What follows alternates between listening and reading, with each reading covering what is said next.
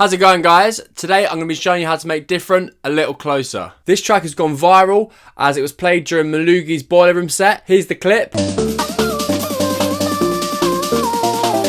ready for the retire? Who's ready for the retire? Ready for the rumble?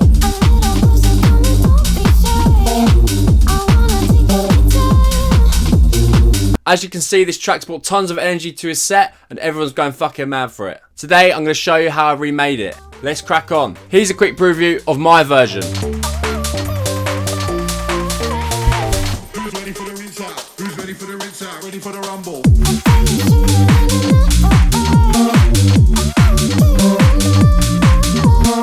As you can hear, it's pretty much spot on. If you want to make exactly this, follow along and watch till the end of the video. Let's firstly start with the most important bit of the entire track, the bass. I'm going to show you now how I made that bass line from scratch. This is what it sounds like on its own.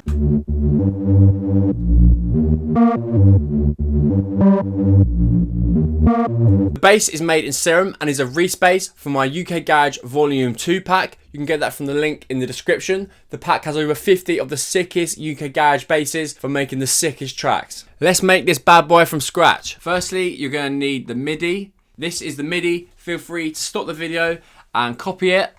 Let's now move on to the synth. So go to Serum. Great, so initiate preset.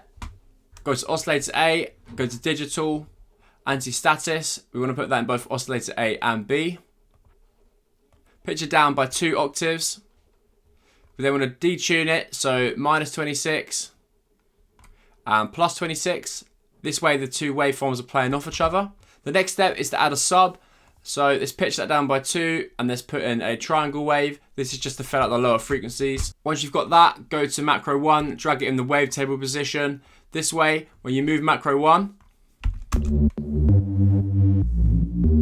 you can control the wavetable shape and therefore the sound.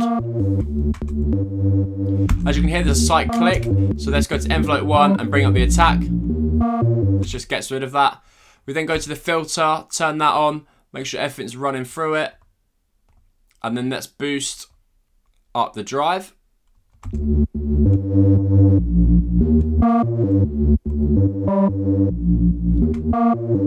Click on the sub, direct out. Let's go to the effects, add a bit of distortion. Let's put it to about 50. My favourite is probably the ACM.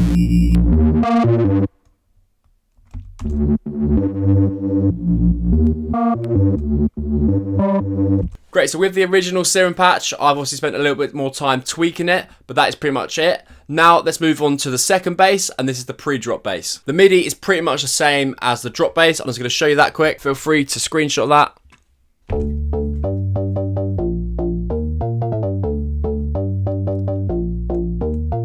Great, so let's show you how to make this from scratch. Let's go to initiate preset, digital, FM Freak, pitch that down. Envelope 1, let's make it a bit more of a slower attack. And let's bring that to the filter, so you drag that over like this. Just got to bring that down slightly first.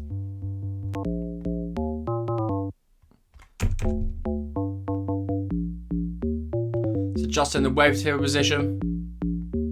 A little bit clicky, so let's bring the attack up. Bit of sustain and release.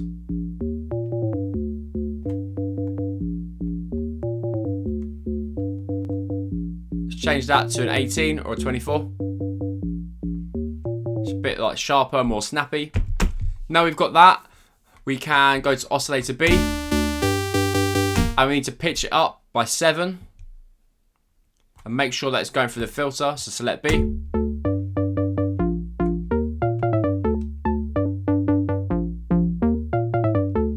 It's now your job to find a sound that you like, so go through and change the different wavetable positions. As you can hear, without, it's got none of that high end. But this thing, because you're pitched up by 2 octaves and +7, it's almost creating like a stabby sound. Great guys, in terms of effects, I took out some of the low end on this pre-drop bass. Without it, it's got too much bass, and I'm just trying to be more like the original and taking out some of that low end. I take it it's done that just so that then when it does drop, it's got more impact. In terms of the bass processing, I've got this drum bus and this Saturn. I group that with the kick and the bass. If I take them off quickly, so this is just making everything a bit louder. And then this Saturn is the magic mastering preset, and I've talked about this in previous videos, but it basically just helps to glue the kick and the bass together.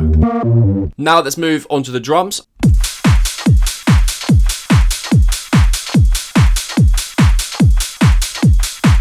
Firstly, we've got this kick. It's big and it's fat. On top of that, we've then got this hat. Once you've got the hat, we've got this shaker. Once you've got the shaker, we've got this ride. And then to glue everything together, we've got a top loop.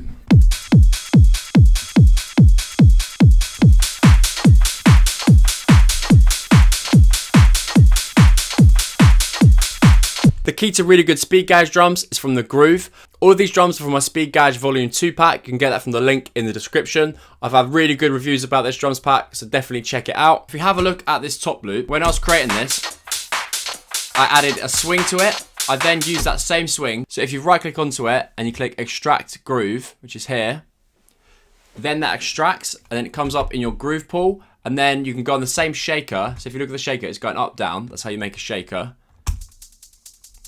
And I put that same groove, so it's got that same groove of the 16th notes. And that's how you get that garage swing. These drums have no other effects on them. I don't really feel like they needed it. Yeah, if we have a look at this snare build, so I've used a clap, and if we have a look at the volume, so this is obviously before the drop, I've sort of automated it to come from almost nothing. To then fade up. I've also used an auto filter. Who's ready for the rinse out? Who's ready for the rinse out? Ready for the rumble?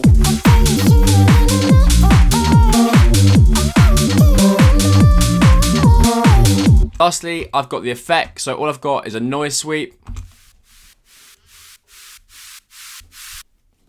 and a noise down. In case you're wondering, these are from the same pack, and I've also got this garage effect just before the drop. I'll make it louder, Who's ready for the rinse out? make it quieter so it fits in. Who's ready for the rinse out? Who's ready for the rinse out? Ready for the rumble? Great guys, thank you very much for watching. Please subscribe and comment down below which video you want to see next. Cheers.